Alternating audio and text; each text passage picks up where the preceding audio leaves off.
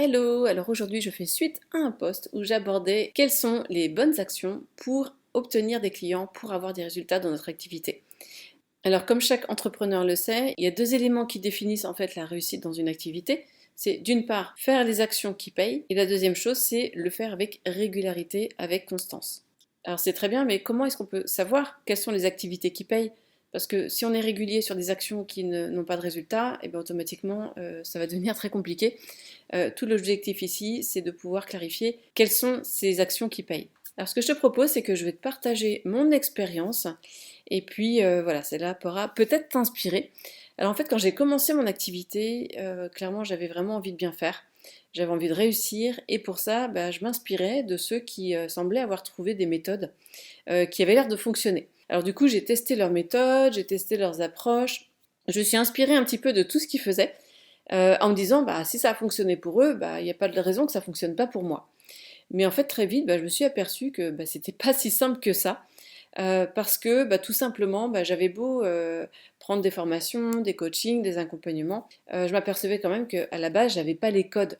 Mais en fait, je me rendais compte que j'étais avant tout en phase d'apprentissage. Et ça m'a coûté très cher en temps, en argent, en énergie aussi, pour tester des choses que finalement je ne maîtrisais pas. Et je me suis rendu compte que à la fois c'était vraiment très formateur, mais c'était aussi épuisant. Que je me rendais compte que ce que j'essayais, c'était pas toujours aligné avec qui j'étais et avec moi ce qui m'inspirait vraiment. Mais à vrai dire, tant que je n'avais pas expérimenté, je n'étais pas forcément en mesure de m'en rendre compte ou de m'en apercevoir. Souvent c'est en le faisant qu'on s'en rend compte.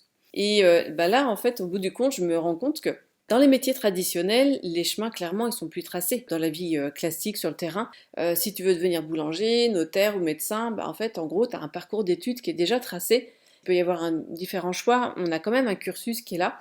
Donc, il y a des étapes qu'on peut suivre. On suit les études. Si on veut être boulanger, on va être ensuite apprenti. Si on veut être notaire ou avocat ou autre, dans un domaine réglementé, on va être, par exemple, stagiaire pendant 1 an ou 2 ans, quelque chose comme ça. Si on veut être médecin, à un moment donné, on va être interne. Mais en gros, voilà, il y a des étapes, il y a un cursus préétabli et il n'y a plus qu'à le suivre. Ou en tout cas, on a des personnes qui nous montrent le chemin. Et puis, au bout de ce chemin, on a le diplôme, on a l'expérience. On peut exercer sa profession.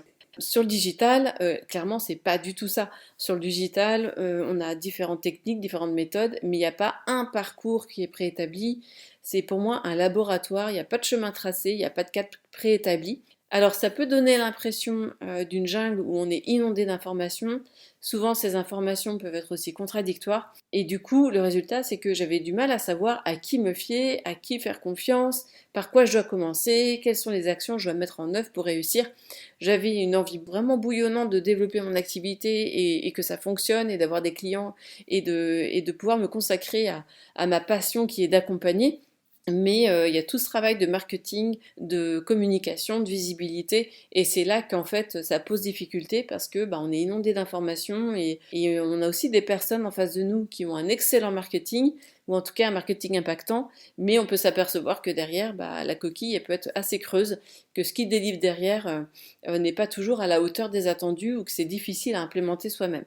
Donc en fait, je trouve qu'il y a un paradoxe dans cette situation-là, qui est de à la fois se retrouver à devoir tester les différentes méthodes pour trouver vraiment ce qui résonnait avec moi, et en même temps ne pas tomber dans le piège du syndrome de l'objet brillant, qui pouvait pousser à courir après une technique, une méthode.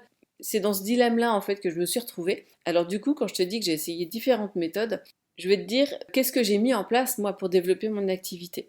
Alors j'ai essayé différentes choses comme le blog, le site e-commerce, j'ai passé 1 an à faire un site e-commerce, les publicités payantes, la prospection sur les réseaux sociaux, la chaîne YouTube, le podcast, les emails. J'ai travaillé sur différentes plateformes comme Facebook, LinkedIn, Instagram, YouTube, TikTok. Voilà. Et les résultats, évidemment, tu t'en doutes, étaient très variables parce que je n'ai pas pu fournir la même attention sur toutes les plateformes et aussi parce qu'il y en a qui me plaisaient pas du tout, ça me parlait pas, c'était fastidieux, ça me demandait du temps pour les apprivoiser. Un exemple récemment, j'ai essayé TikTok pendant plusieurs mois et honnêtement j'ai détesté. Pour moi, c'était pas du tout aligné avec ma manière de communiquer. Et en plus, je me suis aperçue que voilà, c'était une population qui avait très peu d'attention et ça m'amenait pas des leads qualifiés pour autant. Mais voilà, tant que j'avais pas expérimenté, je pouvais pas, en tout cas, m'en apercevoir.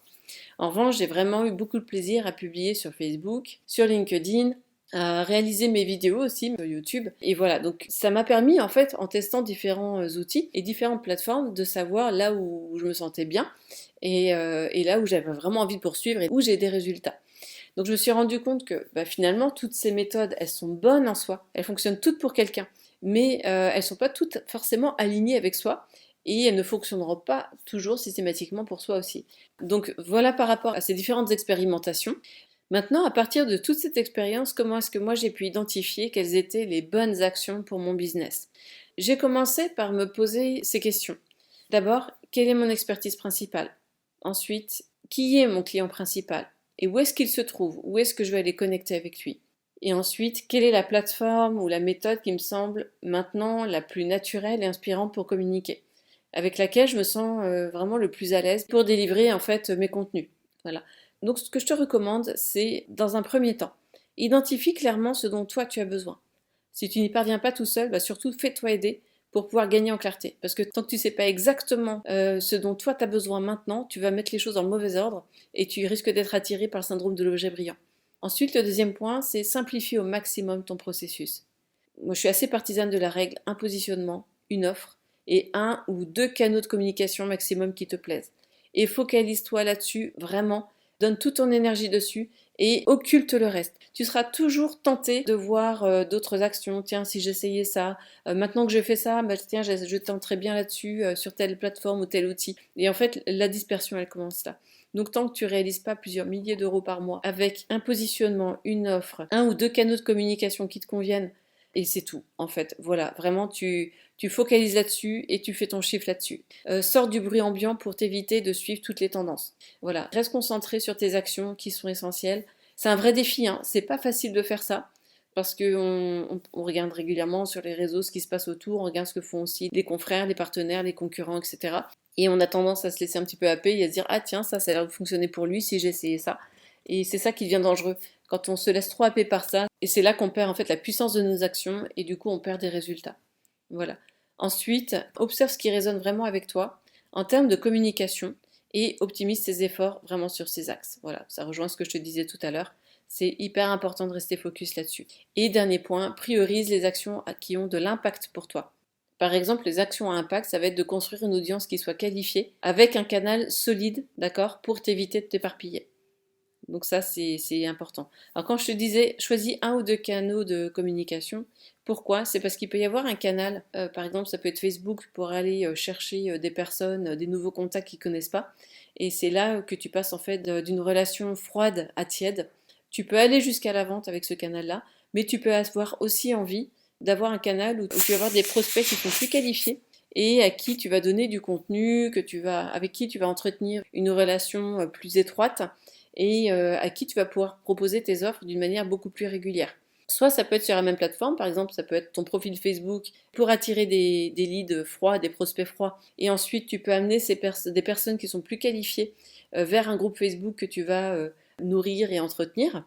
Donc tu peux travailler que là-dessus. Il y a d'autres personnes qui utilisent par exemple une acquisition avec YouTube, et avec YouTube ensuite qui vont amener vers un système soit de blog, soit de groupe, soit de communication Telegram par exemple.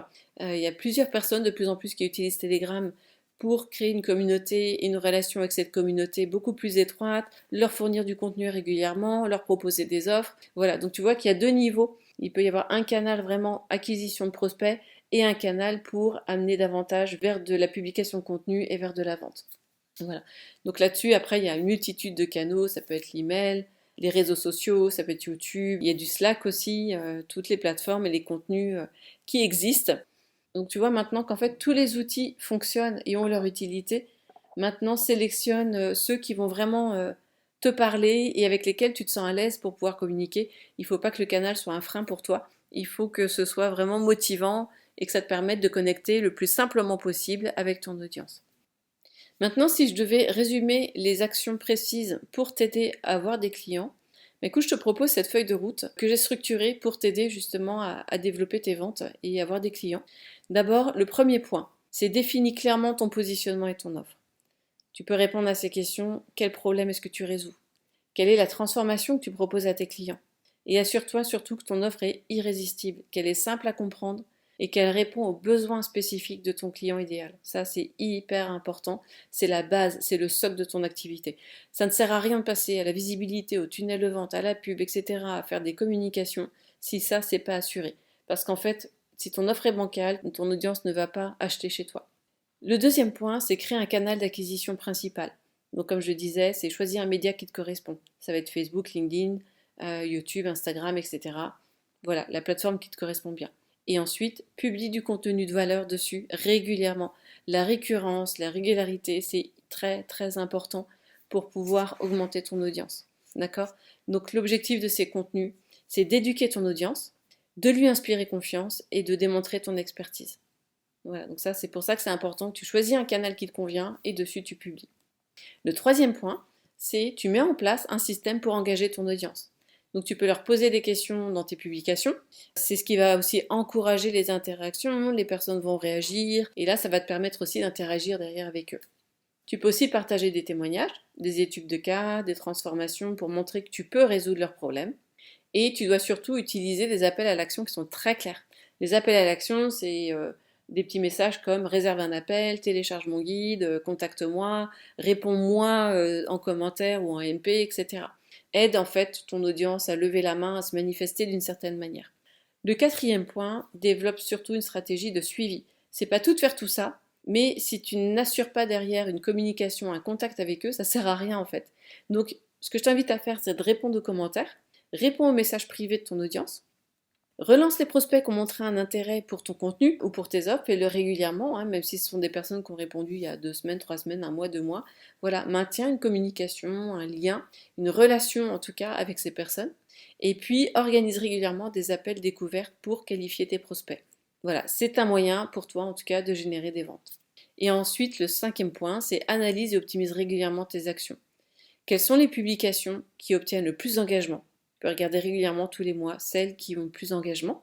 Ensuite, quels sont les messages qui attirent le plus de prospects qualifiés? Tu regardes ce qui fonctionne bien chez toi et ce qui connecte le mieux avec ton audience. Et l'objectif de tout ça, en fait, c'est de te permettre d'ajuster ton approche en fonction des retours et des résultats que tu auras pu avoir. Donc voilà déjà pour toi ton plan d'action pour pouvoir mettre ton focus et ton énergie, ton temps, tes ressources vraiment vers les actions qui porteront le plus de résultats pour toi. Tant que ça, c'est pas clarifié, que c'est pas devenu ta routine quotidienne, en fait, le reste, ça reste du bruit, ça va venir t'encombrer, ça va venir attirer ton attention et te disperser, et automatiquement, tu n'auras pas les résultats. Un business qui fonctionne et qui crée des ventes repose sur 2 piliers. Il repose d'abord sur une structure solide, et ça, c'est non négociable. C'est ce qui te permet en fait de rester organisé, efficace, et la structure solide, c'est ce que je t'ai décrit là, c'est d'avoir une offre, un positionnement solide, une communication claire sur un ou deux canaux de communication qui sont parlants pour toi et de créer de la connexion avec ton audience, avec tes prospects pour leur proposer ton offre, générer tes ventes et avoir des clients. Voilà, ça c'est la structure de base. Quel que soit le business, c'est une structure qui est non négociable. Par contre, dessus, et c'est là qu'on va chercher l'alignement, c'est vraiment d'amener ta signature personnelle. Et c'est ça qui fait toute la différence. C'est-à-dire que le fait de le faire avec ta signature, avec ton empreinte personnelle, avec ton authenticité, c'est ça qui va attirer les bonnes personnes et qui va te permettre aussi de te démarquer de la concurrence. Donc la structure, tu la connais maintenant, mets-y ton peps, mets-y ton énergie. Voilà, dans ta communication, mets-y ce qui t'inspire, parle avec ton cœur, avec ton âme. Voilà, et c'est tout ça en fait, tout ce que tu vas apporter de personnel qui va créer le lien avec ton audience, qui va attirer pour toi les bonnes personnes. Si je vais résumer, j'ai envie de te dire, prends le temps de te structurer, choisis un canal qui te parle et engage-toi avec régularité. Et ensuite, ça te permettra d'évaluer et d'ajuster tout ce que tu mets en place, tes actions, pour voir quels sont les résultats et comment tu te sens toi à travers ces actions-là. Donc tu vas pouvoir ajuster par rapport à tout ça. Donc tu vois que en fait les méthodes sont vraiment des outils, ils sont nécessaires, mais c'est surtout toi qui donnes le ton. C'est toi qui donnes ton énergie par ta vibration, parce que tu dégages, parce que tu vas communiquer. Et c'est ça qui va te permettre de créer un business à ton image et tu verras en suivant ça, les résultats suivront. Voilà. Mais écoute, j'espère que ce partage t'a inspiré et surtout, surtout, surtout que tu es prêt à mettre en œuvre les actions qui sont alignées avec toi. Si tu veux qu'on en discute ou si tu as des questions par rapport à tout ça, écoute, n'hésite pas à m'écrire, je te répondrai avec grand plaisir. Et puis, n'oublie pas, ce sont les petites actions régulières qui te donneront vraiment les grands résultats. Écoute, je te dis à très bientôt, ciao!